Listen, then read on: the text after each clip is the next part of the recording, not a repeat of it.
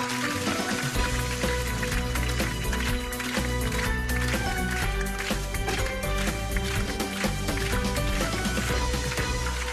à tous et bienvenue dans le Grand News. Je suis très heureux de vous retrouver dans l'actualité de ce vendredi 22 avril 2016. Comme chaque semaine, le format pile poil nous dévoile des astuces de cuisine. Et ce soir, le chef Éric Guérin nous dévoile comment cuire de la volaille pour la rendre encore plus tendre qu'elle ne peut l'être.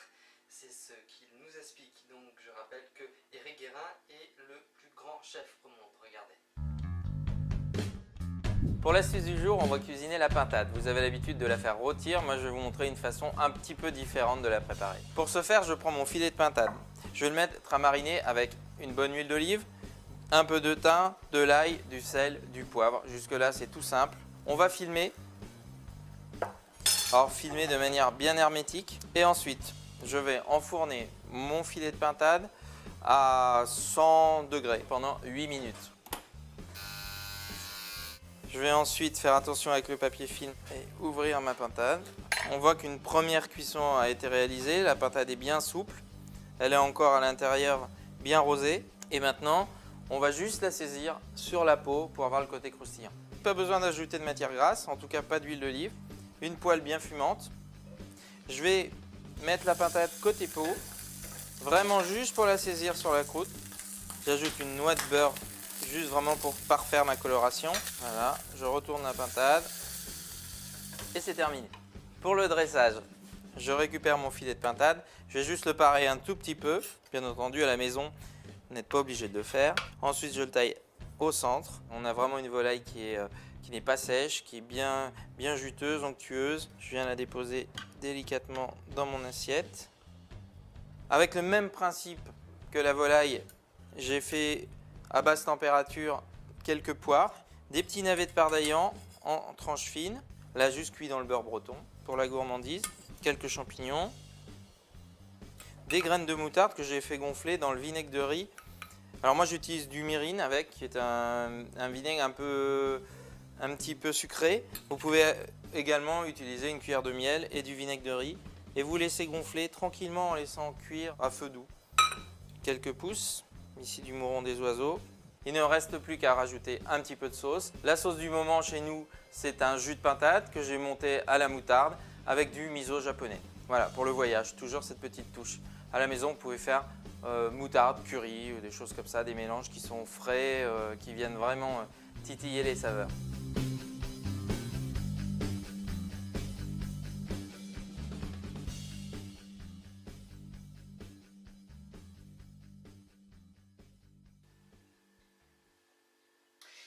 Plus de 160 pays sont attendus aux Nations Unies en ce vendredi 22 avril à New York lors de la Journée de la Terre pour signer l'accord de Paris.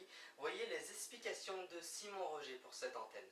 En problématique écologique est bien particulière puisqu'elle fait suite aux accords de Paris. Simon Roger, on parle effectivement du 22 avril comme le premier grand rendez-vous depuis la COP21, mais pourquoi ? Il faut bien avouer qu'après le succès diplomatique de la COP21 en décembre à Paris, les premiers mois de l'année 2016 ont été relativement calmes. Le 22 avril est donc une date importante parce que c'est le premier rendez-vous à New York, au siège des Nations Unies de l'ONU à New York, des 195 États membres de la Convention cadre des Nations Unies sur les changements climatiques, la CNUC.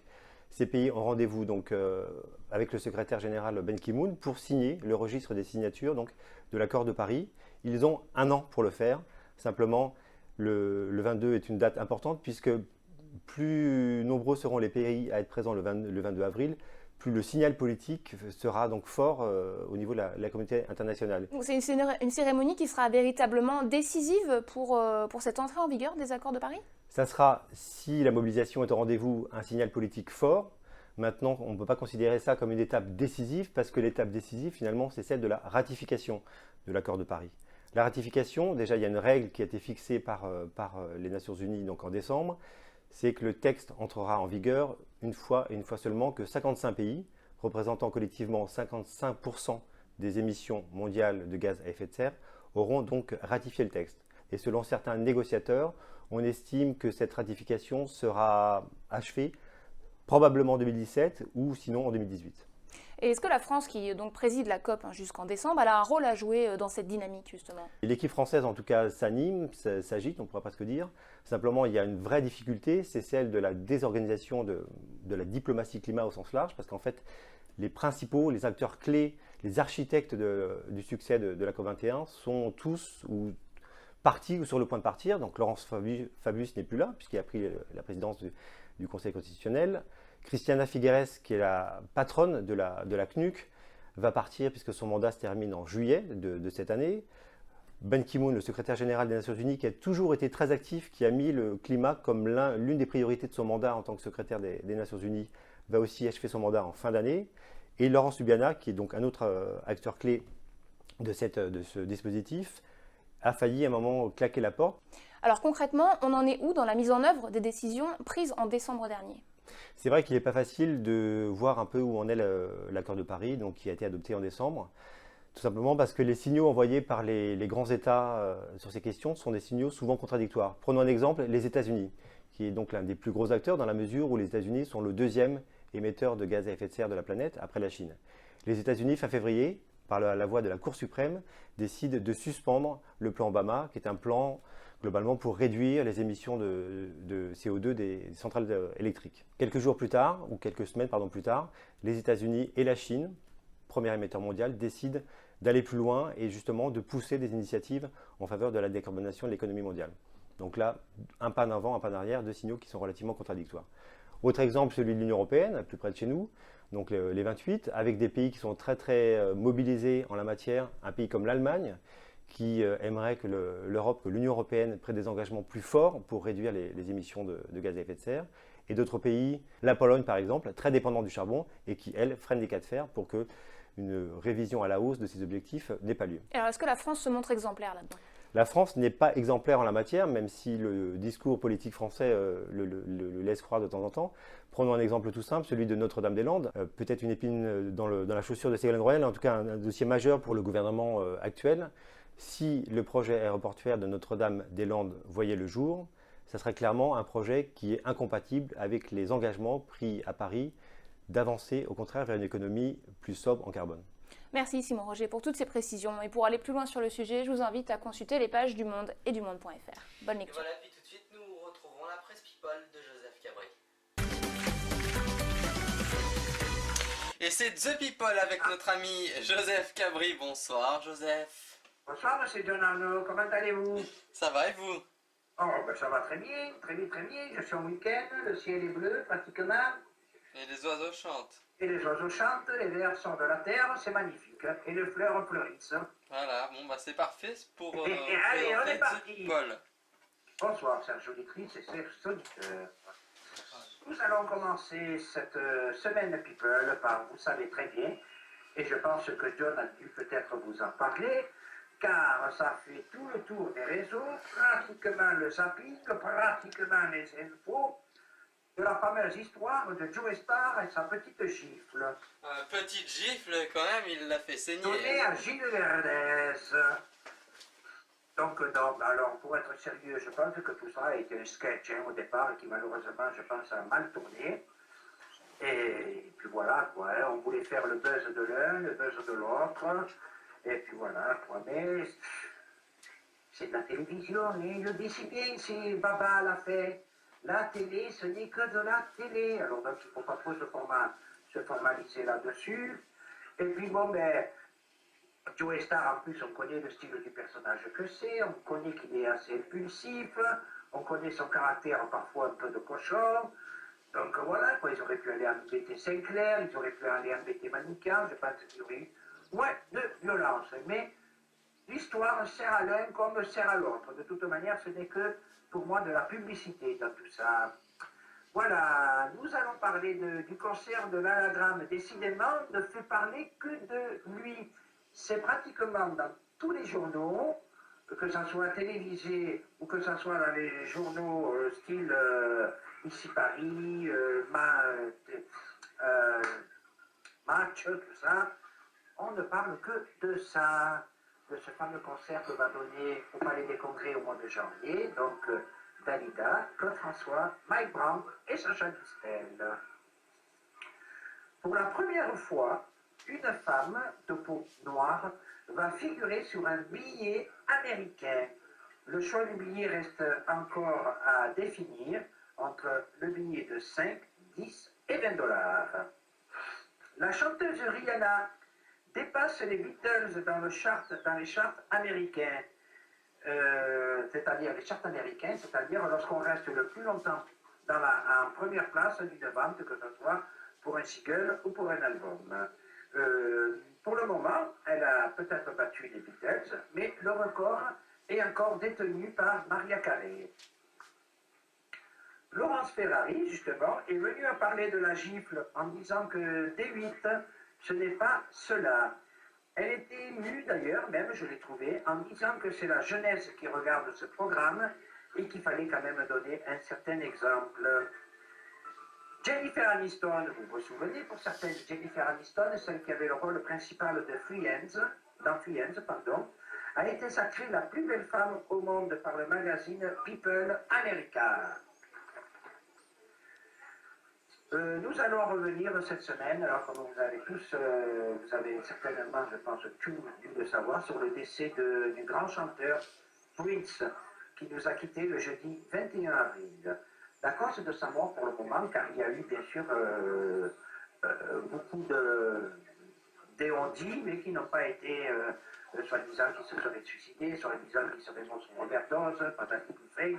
Mais malheureusement, on ne connaît pas encore la réalité de sa mort. Il faudra un petit peu patienter, car une autopsie va être faite et nous saurions dans quelques semaines vraiment la raison de son décès. Mais en attendant, on dit au revoir encore à un très très grand artiste. Il n'avait pas, on va dire, une voix qui était vraiment extraordinaire, mais par contre, il composait des musiques qui ont laissé quand même quelques traces. Et dans ses chansons, du style Purple Rain, Kiss, entre autres, c'était un très très grand compositeur. Il puisse se reposer en paix. Jean Dujardin et sa compagne, Nathalie Péchala, cherchent un appartement plus grand, ce qui signifie apparemment qu'ils voudraient accueillir un deuxième enfant. On leur souhaite tout le bonheur et que ce deuxième enfant puisse arriver et combler leur bonheur encore déjà assez grand. Nous souhaitons un très très gros anniversaire à la reine-mère d'Angleterre qui a tout de même fêté ses 90 ans. Tout plein de bonheur et nous lui souhaitons surtout une très très grande santé. Julien Lepers, depuis hier soir, a rejoint la bande de Touche pas à mon poste en disant bien sûr une première petite polémique. Il a osé comparer la mort de Prince à la gifle qu'avait reçue Gilles Verdès. Baba l'a remis gentiment à sa place en disant que ce n'était pas du tout quand même la même chose et que une chose était beaucoup plus triste et beaucoup plus malheureuse que la gifle de M. Verdès. Voilà, et je vais terminer en pensant, et je pense que M. John Arnaud sera d'accord avec moi, nous avons une petite pensée à la chanteuse Dalila qui, en ce mois d'avril, fêtera les 60 ans de son tout premier disque qui était sorti sous le titre de Madonna, qui n'a pas eu un grand succès à l'époque. Il va falloir attendre septembre pour fêter les 60 ans de Bambino, car c'est à son troisième single Bambino qu'elle a connu le très très grand succès que vous connaissez. Voilà, c'est ainsi que s'achève pour cette semaine à la presse People. Je vous retrouverai la semaine prochaine avec d'autres croustilles. Je vous laisse en compagnie de M. John Arnaud. Je vous dis au revoir et on retrouve John Arnaud de suite en live. À vous, M. John Arnaud. Merci Joseph. Joseph qu'on attend bien sûr vendredi prochain entre le 20h15 20h20 donc pour une nouvelle actualité people de la semaine. Bon week-end Joseph et merci. Merci à vous. Prince, le chanteur, nous a quittés à l'âge de 57 ans et Prince a été retrouvé mort dans son studio d'enregistrement à Presley Park hier soir. Retour en images sur sa carrière grâce à toutes nos équipes. Mort de Prince à l'âge de 57 ans, cette vedette de la pop, du funk, du R&B, un très grand producteur, réalisateur. Il s'était senti très mal après un concert jeudi dernier à Atlanta.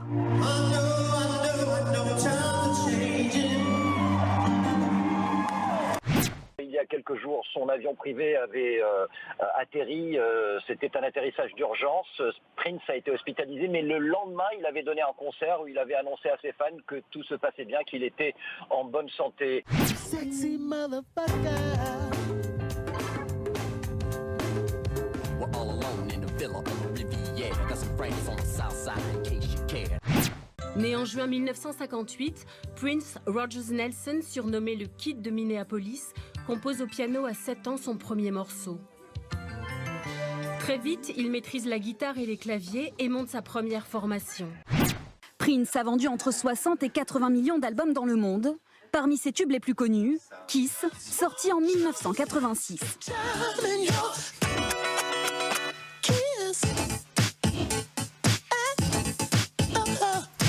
Mais son plus grand succès restera la bande originale du film Purple Rain.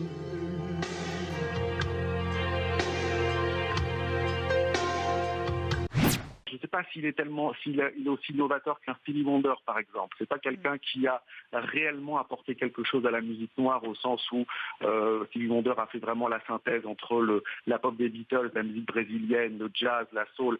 Mais Prince c'était un esthète, une sorte de David Bowie de la musique noire. Vous voyez, c'est quelqu'un qui travaillait la forme, qui avait une conception très théâtralisée, très esthétique de la musique. C'était aussi un danseur hors pair, ainsi qu'un acteur qui n'hésitait pas à jouer son propre rôle. Je suis Prince. Quel est le problème exactement? Oh, pardon, je suis mal poli. Je ne vous ai pas laissé le temps d'extérioriser votre joie. Et puis au passage, je souhaite un très bon anniversaire à Isabelle Donner et à Chrisley Buchbaum. Et je dédie cette émission à Andrea Leduc, Joseph Cabri, Colline Marzin et Bernie Barge. Voilà, c'est la fin de ce numéro, mais on se retrouve bien sûr lundi à 20h15 où je vous attendrai pour retracer l'actualité donc de lundi. Je souhaite de passer un très très bon week-end et merci encore une fois de votre fidélité. Très bon week-end et à lundi.